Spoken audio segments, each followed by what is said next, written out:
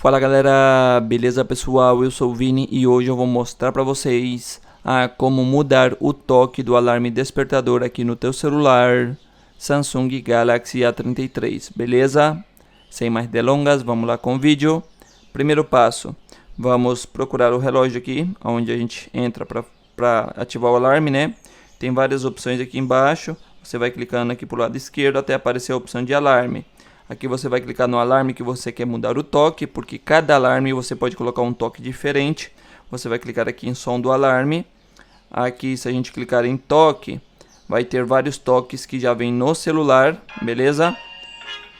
Para colocar uma música como toque aqui agora, você vai clicar no botãozinho de mais aqui em cima. Vai aparecer as músicas que você tiver no celular. Você procura aqui embaixo, ó, nas pastas.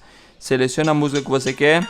Clica em OK ali na parte direita de cima, a música vai ficar selecionada aqui, ó, ou vai aparecer aqui na lista de toques, né? Você tem que deixar a música selecionada como toque, aqui, ó, e é só voltar para trás que a música já vai ficar salva. Lembrando que esse volume do alarme aqui tem que estar alto, porque senão na hora que tocar o alarme, você não vai nem escutar, porque o volume está baixo. Então é só voltar para trás que vai ficar salvo aí, clicamos em salvar, beleza?